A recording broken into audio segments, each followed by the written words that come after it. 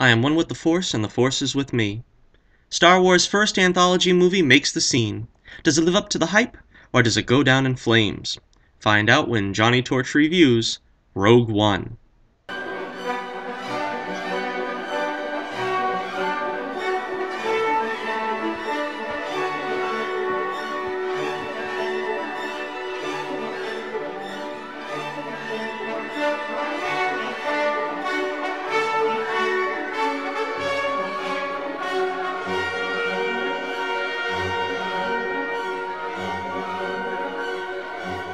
I wasn't really anticipating this film all that much, but I have to say, I was very pleasantly surprised.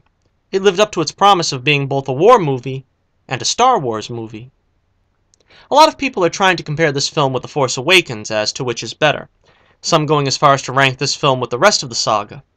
I don't think I can do that. This is a bit too far removed from the saga films for me to compare it to them. But I will say it sets a high bar for all the anthology films to follow. As far as The Force Awakens goes, I was not as enthusiastic for that film, if you remember. But I think I can safely say Rogue One succeeds in meeting expectations far more than The Force Awakens did. Where The Force Awakens traded on nostalgia and rehashing several plot points from A New Hope, this film feels much more ambitious by comparison.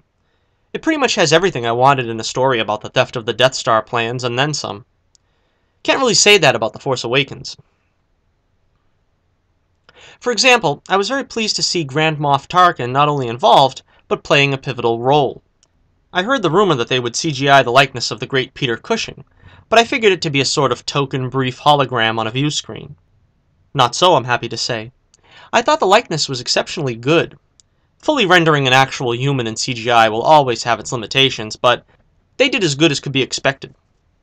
I get the feeling if George Lucas had thought to do this in one of the prequels, there would be no doubt a certain amount of consternation by some so-called fans. Likewise, it was a treat to see Jimmy Smits reprising the role of Bail Organa, a character from the prequels I felt I could have done with a bit more fleshing out. He doesn't really have too much more to do here, and I really would have loved to see him have a scene with Princess Leia, but more on that later. One nitpick I have is that I expected Bail to look a little older than he did. For a guy I figured to be older than Obi-Wan by a few years, he's only slightly grayed at the temples. I guess being a pampered politician from Alderaan has its benefits.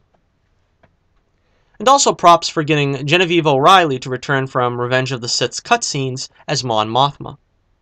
I was happy to see C-3PO and R2-D2's cameo, probably the only one not spoiled for me, extending their streak of appearing in every Star Wars movie. But enough of the familiar faces for now. How about the new cast? I enjoyed all of them immensely. Starting with Felicity Jones as Jyn Erso. We meet her character very early in her childhood. Was I the only one reminded by Sindel's family's fate in Ewoks: The Battle for Endor? Probably. Anyway, Felicity did a tremendous job as Jyn. There seemed to be an undue amount of pressure on her to live up to leading lady status for this film, what with the moderate criticism of Daisy Ridley's Rey being too Mary Sue-ish. But I thought she gave a great performance. She didn't come across overly dour, which was my biggest fear for the character. She was tough when she needed to be, but she still came across very vulnerable in certain places. And even though she spent very little screen time with Mads Mikkelsen, I really felt that relationship between them. They both sold it very, very well. And props as well to Mads Mikkelsen. This is probably the first performance I've seen where he's not playing the villain. But he pulled it off very well. And I never felt he was playing against type or anything. It was very natural. I thought Diego Luna's Cassian Andor was pretty cool. His assassinating that guy when we first meet him was a pretty bold statement that this is no longer a galaxy where the bad guy shoots first. In fact, the rebels are played here in a decidedly darker shade of gray, with Cassian having orders to kill Galen Erso instead of extracting him. I was a bit worried that would have been a step too far as to make the character unlikable, but Cassian can't bring himself to do it, thus redeeming him. I'm also glad that they didn't just gloss over that either when Jyn confronts him over that. Just to touch briefly as I can on the other crew members, and I'm sure I'm going to botch most of their names, Forrest Whitaker brought an enormous presence to Saw Gerrera.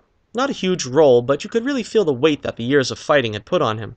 He was basically just holding on at the end to go out on his own terms. I really liked Bodhi Rook. He probably got the least chance for development or a character arc such as it was, but I thought he was very interesting. I'm not sure what that blob creature was supposed to be doing to him.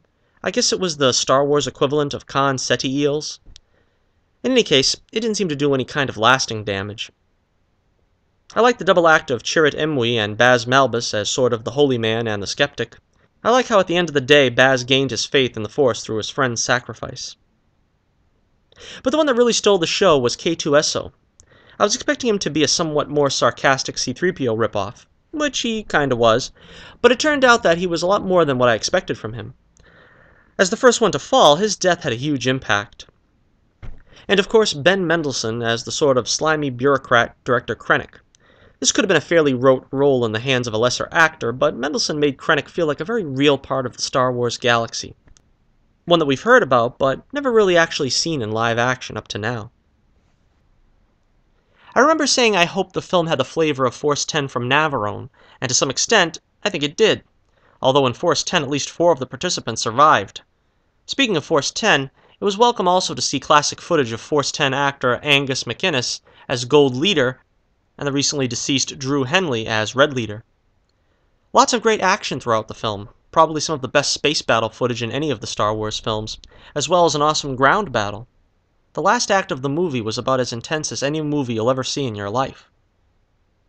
And by the way, I expected at least Jyn and Cassian to survive. I was pretty surprised to see they had the guts to go the whole 9 yards and kill off the entire cast. In a way, I appreciated it, but in another way I was disappointed since there really is no opening for any sort of sequel from this, and I grew to enjoy these characters so much. I was kind of surprised when they didn't have Jyn and Cassian kiss at the end, but in retrospect, it could have seemed forced. I think it was the right call. Then of course there's Darth Vader, still voiced by the incomparable James Earl Jones.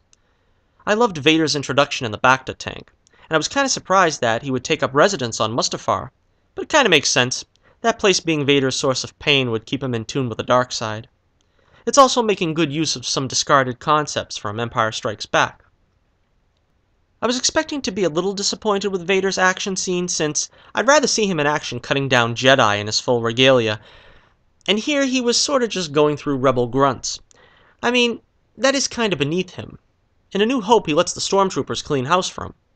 But I admit, despite being total, unapologetic fan service, that scene was awesome.